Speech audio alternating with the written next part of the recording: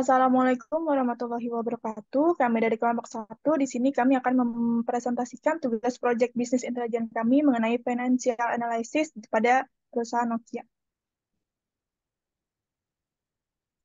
Selanjutnya di sini ada anggota kelompok kami, ada saya sendiri Alisa Salma, ada Maulana Rifki Yudira, ada Hansyani Panjaitan, dan ada Vinko Valerio. Oke, pertama kita akan membahas apa itu Nokia.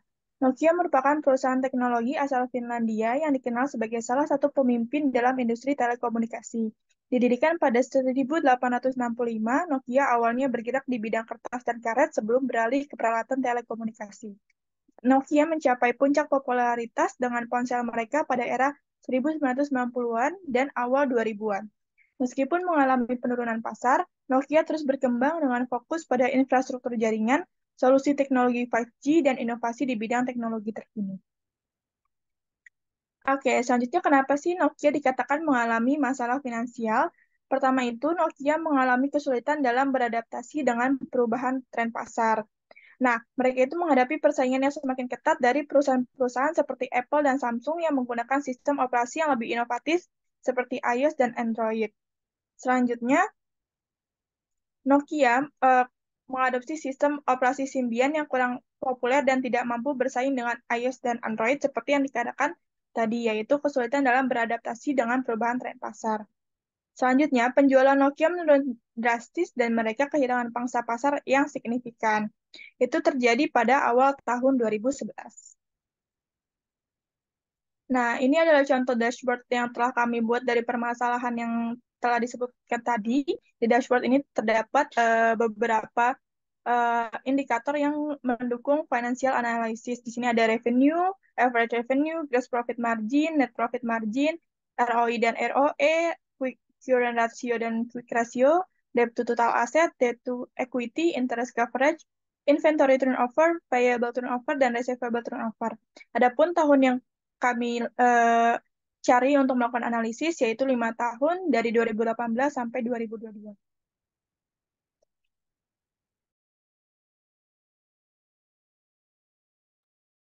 Baik, selanjutnya mengenai revenue perusahaan Nokia yang diambil dari tahun 2018 hingga 2022 mengalami ketidakstabilan yang tahun 2018 26.646 dalam satuan dolar hingga tahun 2020 mengalami penurunan karena kasus COVID-19 yang berdampak besar pada perusahaan Nokia dan memiliki total dalam pendapatan sebanyak 130.000 dengan data selama 5 tahun pada tabel berikut.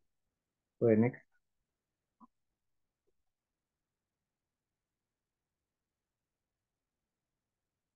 Selanjutnya ada profitability ratio. Yang pertama dari return on investment. Data di sini kita ambil dari tahun 2018 hingga 2022. Pada perusahaan Nokia dari tahun 2018 sampai 2021 mengalami ketidakstabilan.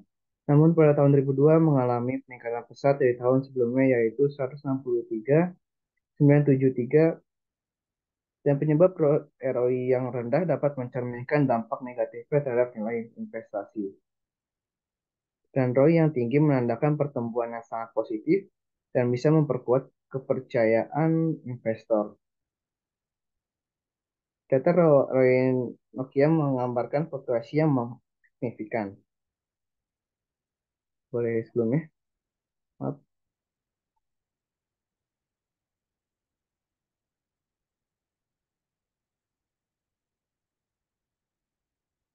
boleh sebelumnya lagi.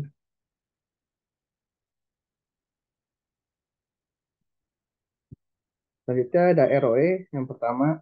Pada perusahaan Nokia dari tahun 2018 sampai 2021 mengalami kestabilan, namun pada tahun 2022 mengalami peningkatan cukup besar. Dari tahun sebelumnya yaitu 19.646. Penyebab ketidakstabilan ini pada tahun 2020 hingga 2021 adalah pada kasus COVID-19 yang melonjak tinggi yang berakibatkan pada ROE perusahaan Nokia. ROE rendah mencerminkan ketidakmampuan perusahaan untuk memberikan return yang memadai kepada pemegang saham yang dapat mempengaruhi kepercayaan investor.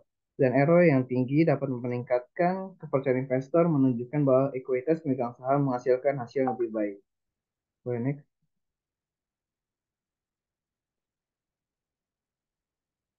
Baik, selanjutnya dibahas oleh teman saya.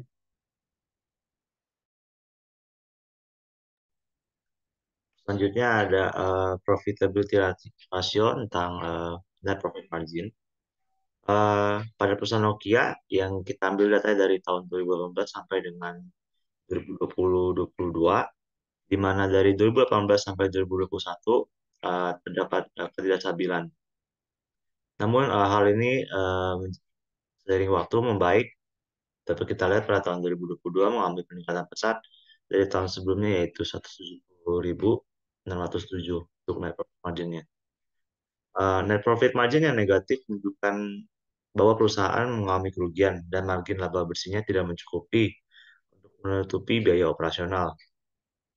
Yang kedua, net profit margin yang sangat tinggi menunjukkan bahwa perusahaan yang berhasil mencapai keuntungan bersih yang substansial, memberikan sinyal positif kepada investor dan juga kepada pemegang saham.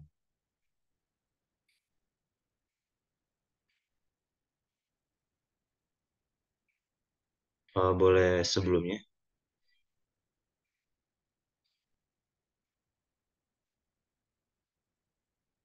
Selanjutnya ada gross profit margin.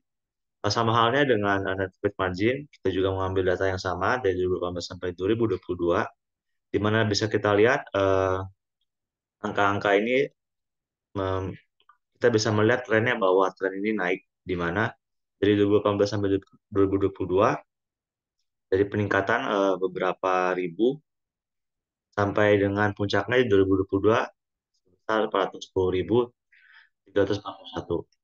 Nah, tingginya GPM dapat mengindikasikan efisiensi dalam biaya produksi, manajemen persediaan, dan inovasi produk yang dapat meningkatkan profitabilitas dan pertumbuhan yang substansial. Hal ini dapat menciptakan peluang investasi dan memberikan kepercayaan kepada pemegang saham. The next. Lalu selanjutnya ada rasio likuiditas atau liquidity ratio. Sama dengan data-data sebelumnya, kita juga mengambil dari tahun 2018 sampai dengan 2020. Lalu dari data yang kita ambil ini apa sih yang dapat disimpulkan? Pertama, tren dari data likuiditas cenderung naik dari tahun ke tahun, menandakan meningkatnya kemampuan perusahaan membayar hutang pendek mereka. Lalu yang kedua, rasio antara current ratio dengan quick ratio, di mana quick ratio lebih kecil menandakan persediaan perusahaan memiliki bobot yang signifikan terhadap aset lancar. Lalu yang terakhir ada gap yang tidak terlalu jauh antar tahun menandakan manajemen keuangan yang stabil. Berikut ini adalah tabel tentang financial leverage ratio, di mana selanjutnya akan dijelaskan oleh teman saya. Oke, selanjutnya ada financial leverage sum. Kesimpulan dari tabelnya adalah perusahaan cenderung menggunakan tingkat utang yang cukup stabil dalam struktur modalnya. Kedua, kinerja pembayaran bunga terlihat baik dengan interest coverage relatif, rasio yang relatif tinggi. Yang ketiga, ada kecenderungan peningkatan dalam efisiensi operasional, terutama dalam inventory turnover ratio, receivable turnover ratio, dan payable turnover ratio. Dan juga perlu diperhatikan bahwa debt to equity ratio mengalami peningkatan pada beberapa periode. Next. Nah, saran dan rekomendasi kami yaitu pertama, meskipun total pendapatan Nokia mencapai lebih dari $130.000, penting untuk menyelidiki lebih lanjut sumber-sumber pendapatannya. Kedua, peningkatan ROI pada tahun 2022 cenderung menunjukkan positif, sehingga disarankan untuk mengevaluasi faktor-faktor lain yang berkontribusi. Yang ketiga, meskipun rasio likuiditas menunjukkan tren positif, disarankan untuk memantau quick ratio dengan lebih cermat. Kemudian, meskipun terjadi peningkatan signifikan pada ROE, pada tahun 2022 perlu dianalisis lebih lanjut faktor-faktor yang mempengaruhinya. Kemudian peningkatan net profit margin menunjukkan peningkatan efisiensi operasional, disarankan untuk mengevaluasi strategi biaya dan pengelolaannya. Kemudian dengan meningkatkan gross profit margin hingga 410,341, disarankan untuk mengidentifikasi faktor-faktor yang mendukungnya. Kemudian walau debt to equity ratio yang mengalami peningkatan, perlu diverifikasi lebih lanjut terpacu terhadap keberlanjutan perusahaan. Next. Selanjutnya, perhatikan fluktuasi utang dibandingkan dengan total asetnya. Pastikan struktur keuangan tetap sehat dengan mempertimbangkan strategi manajemen utang yang bijak. Kemudian, seiring meningkatnya utang dibandingkan dengan ekuitas, perlu dipertimbangkan langkah-langkah untuk mengendalikan pertumbuhan rasio ini. Selanjutnya, meskipun rasio penentuan bunga relatif tinggi, diperhatikan fluktuasinya. Pastikan perusahaan memiliki cukup dana untuk membayar bunga secara konsisten. Kemudian, meskipun efisiensi operasional meningkat, perhatikan apakah perbaikan ini sesuai dengan standar dari industri. Dan yang terakhir, meskipun menunjukkan efisiensi, perhatikan penurunan perputaran aset, investigasi penyebab, dan pastikan strategi operasional dapat ditingkatkan untuk penggunaan aset yang lebih baik. Selanjutnya, segitu saja dari kami. Kurang lebihnya mohon maaf. Wassalamualaikum warahmatullahi wabarakatuh.